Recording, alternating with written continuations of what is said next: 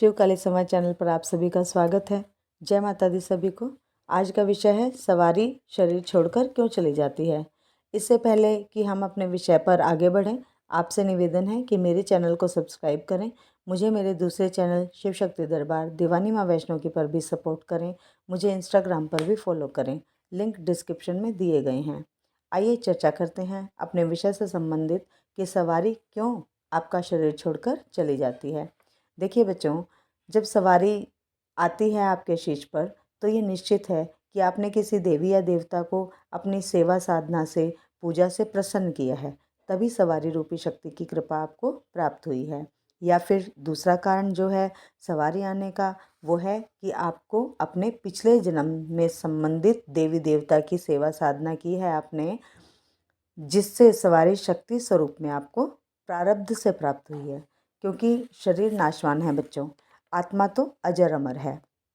आत्मा कभी नहीं मरती और हमारे शरीर के द्वारा किए गए पुण्यों का फल हमारे शरीर के नष्ट हो जाने के बाद भी हमारी आत्मा से जुड़ा रहता है, जिसके फलस्वरूप सवारी रूपी शक्ति आपको प्रारब्ध से ही पहचानती है। और जिस प्रकार लाखों गौओं की भीड़ में बछड़ा अपनी माँ को पहचान लेता है, इसी प्रकार ही शक्ति भी आपको आपके पुण्यों के प्रभाव से पहचानती है और सवारी रूप में आपके साथ चल पड़ती है। क्योंकि शक्तियाँ जब आपके साथ आई हैं तो इतना इसका बहुत बड़ा कारण है। ऐसे ही अकारण कभी किसी को शक्तियाँ प्राप्त नहीं होती हैं।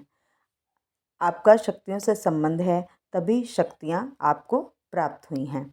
जब ये शक्तियाँ शीश पर आकर खेलती हैं तो उन्हें सवारी कह दिया जाता है।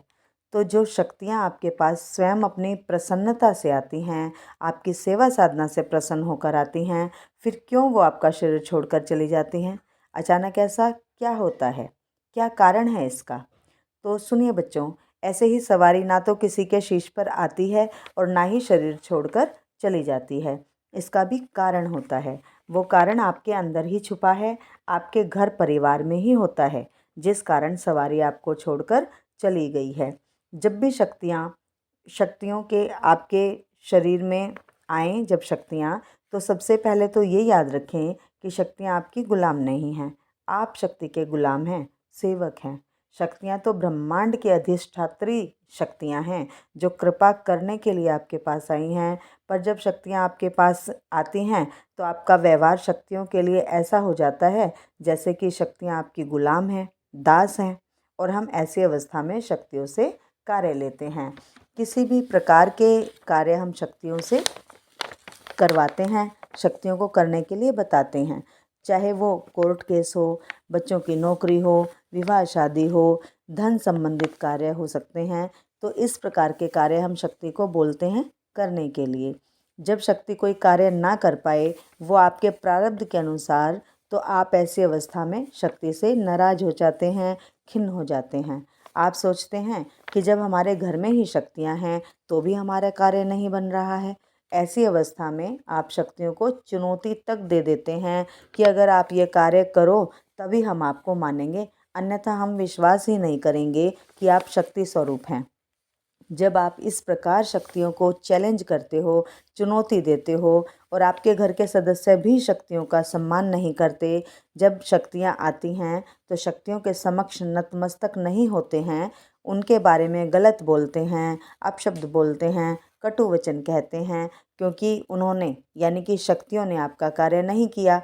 आपको ये समझना होगा कि जिस भी व्यक्ति को सवारी रूपी आशीर्वाद प्राप्त है वो हमेशा शक्ति के सानिध्य में होता है। कभी भी सवारी उस शरीर से अलग नहीं होती है जब वह किसी के साथ चलती है। तो आपको ये समझना होगा कि शक्ति कहीं से आती नहीं है, बल्कि उस शरीर में 24 घंटे सातों दिन विराजित रहती है। और जब भी हम शक्ति को याद करते हैं तो वह सिर्फ आपके सामने प्रकट रूप में आती है और आशीर्वाद देकर चली जाती है।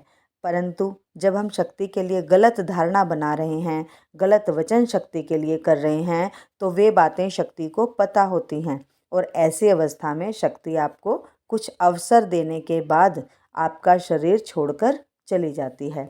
तो आपके मन के विचारों का भी शक्ति को पता होता है। आपके दिमाग में क्या चल रहा है ये उन शक्तियों से छुपा नहीं होता है। और हम शक्तियों से भी चाल चलते हैं। तो शक्तियों के भी कुछ नियम होते हैं जिन नियमों से बाहर शक्तियाँ भी कार्य नहीं करती हैं। यदि हम शक्तियों के नियमों से बाहर जाकर शक्ति को कार्य करने के लिए चुनौती देते हैं, प्रेशर बनाते हैं, तो ऐसी अवस्था में शक्तियाँ शरीर छोड़कर चली जाती हैं। जैसे कि जन्म और मरण जीवन संसार का शाश्वत सत्य है। यदि हम इस प्रकार के कार्य शक्तियों को करने के लिए कहें तो वो नहीं होगा। उसमें भी हमारे प्रारब्ध भी होते हैं। शक्तियाँ हमारे कष्टों को कम कर सकती हैं, परंतु मृत्यु को टाल नहीं सकती हैं। शक्तियाँ निर्धारित प्रारब्ध में हस्तक्षेप नहीं करती हैं। हाँ, थोड़ा बहुत ऊपर नीचे कर सकती हैं। यदि आपके भाग्य में कम लिखा है तो थोड़ा और बढ़ाकर शक्तियाँ हमें दे सकती हैं, परंतु यदि आपके भाग्य में कुछ लेख है ही नहीं तो ऐसा कदापि नहीं होगा कि शक्तियाँ सृष्टि के नियमों का उल्लंघन करेंगी। ऐसी परिस्थितियों में आप शक्तियों की अवहेलना करते हो, अपमान करते हो, उचित सम्मान नहीं देते हो, तो ऐसे अवस्था में शक्तियाँ भी फिर आपसे रुष्ट होकर आपका साथ नहीं देती हैं और आपका शरीर छोड़कर चली जाती हैं। और ऐसा होने पर आपको अपने अंदर एक अजीब सा खालीपन लगेगा।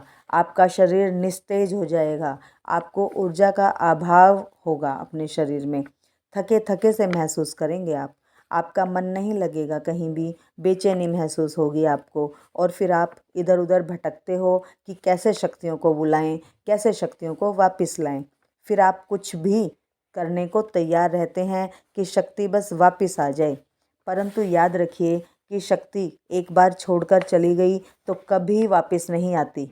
हाँ, यदि कोई सच्चा गुरु आपको मिल जाए, कोई सच्चा साधक आपको मिल जाए, तो वह आपको मार्गदर्शन देकर अन्य ऊर्जा से आपको मिला देगा, जो कि उसी शक्ति की ऊर्जा होगी। यह भी हर किसी से संभव नहीं होता है। तो जब शक्तियों का आशीर्वाद आपको मिले तब उस समय शक्ति की कद्र करो, शक्ति का मान सम्मान करो, उचित व्यवहार शक्तियों के लिए रखो, वरना एक दिन पछताना पड़ सकता है। तो ये थी आज की महत्वपूर्ण जानकारी। उम्मीद है आपको पसंद आई होगी। वीडियो को लाइक करें, कमेंट्स अवश्य करें। मिलते हैं अपनी अगली वीडियो में एक नई जानकारी के साथ। तब तक के लिए जय माता दी सभी को। जय शिव शक्ति, जय महाकाल, जय महाकाल।